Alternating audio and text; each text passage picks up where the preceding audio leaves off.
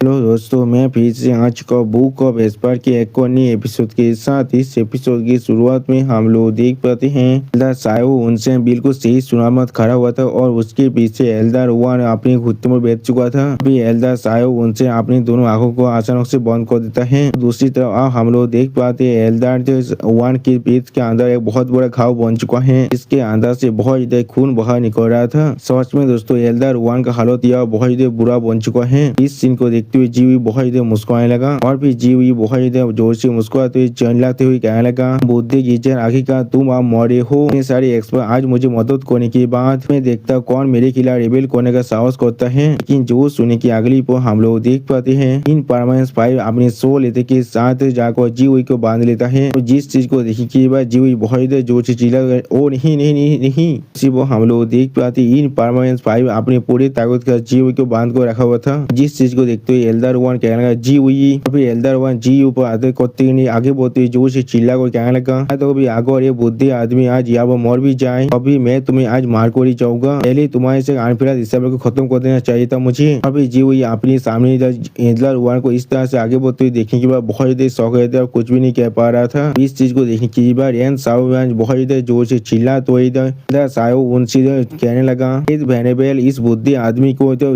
Guest master जी को मारने मत देना, ना हमारे त्यान सिंह सेठ भी सोच में बहुत बड़ी परेशानी के अंदर फंस जाएगा। एल्डर वन के एथिक को आते हुए देखने के बाद जी हुई अपनी दोनों आंखों को बंद होकर बहुत ज्यादा जोर से चिल्लाते हुए कहने लगा, मास्टर प्लीज मुझे बचा लीजिए। लेकिन अगली पर हम लोग देख पाते हैं एल्डर वन का बहुत बड़ा शौक लग चुका है और वो आगे नहीं बढ़ पा रहा था। और फिर हम लोग देख पाते एल्डर वन जी हुई के मुंह के बहुत ज्यादा करीब पहुंच चुका था। जिस चीज को देखने के बाद जी हुई पहले बहुत ज्यादा शौक रहे थे और कुछ भी नहीं कह पा रहा था। और उसी वक्त किसी ने एल्डर वन की स्टोरी के आर पर अपनी दोनों उंगली को कर दिया था। अगली पर हम लोग देख पाते अब एल्डर वन का शरीर नीचे गिर जाता है और दूसरी तरफ से एल्डर सायो उनसेन के अपने हाथ को एल्डर वन की स्टोरी के अंदर से बाहर निकाल लेता है। इस सीन को देखने के बाद इन परमानेंट फाइव बहुत ज्यादा जोर से चिल्लाते ग्रेट वेनेबल। और फिर हम लोग देख पाते शेख मास्टर एन साओ यान आकर इन परमानेंट फाइव के सोल को बहुत ही आसानी से काट डालता है। इसके वजह से यहाँ पर इन परमानेंट फाइव का बहुत बड़ा शौक लगता है। फिर इन परमानेंट फाइव की तरफ देखते हुए एन साओ शेख मास्टर जी से पूछने लगा, शेख मास्टर जी क्या तुम बिल्कुल सही हो? वो सुनने के बाद जी हुई शेख मास्टर एन से कहने लगा, तुम्हारा बहुत ज्यादा शुक्रिया शेख मास्टर एन। और फिर अगली पर जी हुई एक कूल पीस बनाकर अपनी सामने देखने लगा। और फिर एल्डर वन की तरफ देखते हुए जी हुई बहुत ज्यादा मुस्कुराते हुए कहने लगा,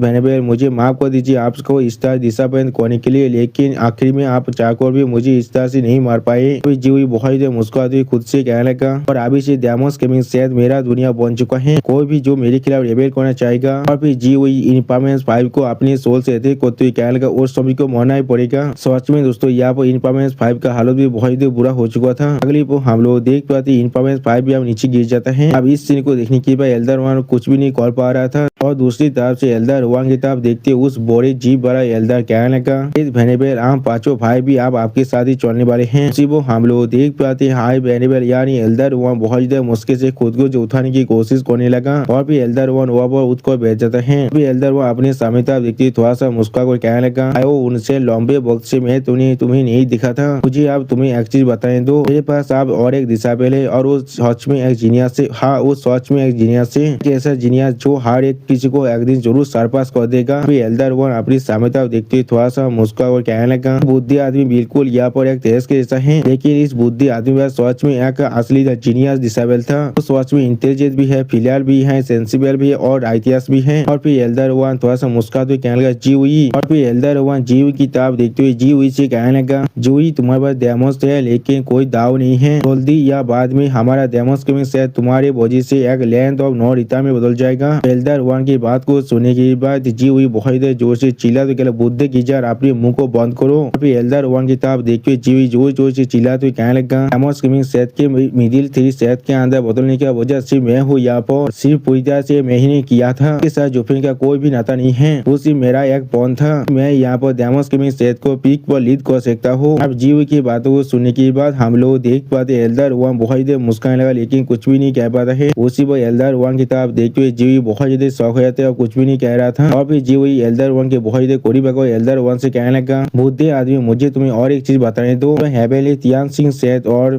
हेबेन सेठ के अलावा यहाँ पर और एक शेख थे, वो हमारा मदद कर रहे और वो है यहाँ पर यूनिवर्सल इतिहास शेख में अपनी 100 से भी ज्यादा इतिहास स्टेज के एक्सपर्ट को और आत होल हार्मोनी स्टेज की एक्सपर्ट को जुफिन के पीछे भेजा है उसे पूरी तरह से मारने के लिए, और मुझे लग रहा है वो अब तो पुलिस पहुंच चुका होगा। वो सुनी के बाद एल्डर वन पहले थोड़ा सा शौक हो जाता है और फिर अगली पर हम लोग देख एल्डर वन की आखिर पूरी तरह से बेजान बन जाता है। दोस्तों इसी सीन के साथ एल्डर वन पूरी तरह से खत्म हो जाता है और फिर एल्डर वन की तरफ देखने के बाद एल्डर साओ उनसे अपनी आंखों को बंद करते हुए कहने लगा, वन जिंके तुम्हारे बहुत खत्म होने के बाद तुम सच में यहाँ पर कुछ भी शेयर कर नहीं जा रहे हो, ये सच में बहुत बहुत ताजिक है। लेकिन उसी को हम लोग देख पाते एल्डर साओ उनसे यहाँ पर कुछ चीज को इलाज करता है और बहुत ही शौक हो जाता है। और फिर हम लोग देख पाते एल्डर साओ उनसे अपने मुंह से जोर जोर से खून खासने लगा। जिस चीज को देखने की बाद रैन बहुत ज्यादा जोर से चिल्ला तो कहना, ग्रेट वेनेबल आपके साथ क्या गलत है। इसी को हम लोग देख पाते एल्डर साओ उनसे की पीठ पर बहुत बड़ा घाव बन चुका था। जिस चीज को देखने के बाद एल्डर साओ इनसे बहुत ही खुश को जोर जोर से चिल्ला तो कहने लगा, बहुत अच्छे वन जिंगे, तुमने लगभग हजारों सालों के लिए तुमने मेरे खिलाफ 101 टाइम का लड़ाई किया है, लेकिन आखिर में 100 सेकंड बैटल के अंदर बुद्धियात्मक सच में तुम्हारे सामने एक मूव को खा चुका है। अभी एल्डर वन की तरफ देखते हुए एल्डर साओ उनसे कहने लगा, बुद्धियामी उस बात को वापस लड़े जो उसने पहले कहा था, तुम सच में कोई तेरेस नहीं हो, का सच में एक असली जीनियस हो। सच में दोस्तों अभी हम लोग देख पाते एल्डर वन का स्टोरी पूरी तरह से बेजान बन चुका है। अगले पर हमें चारों सिर्फ फायर का सीन दिखाता है। अभी सेक लीडर रैन और एल्डर साओ उनसे उस जगह से बाहर निकलने के बाद लीडर रैन साओ उनसे से कहने लगा,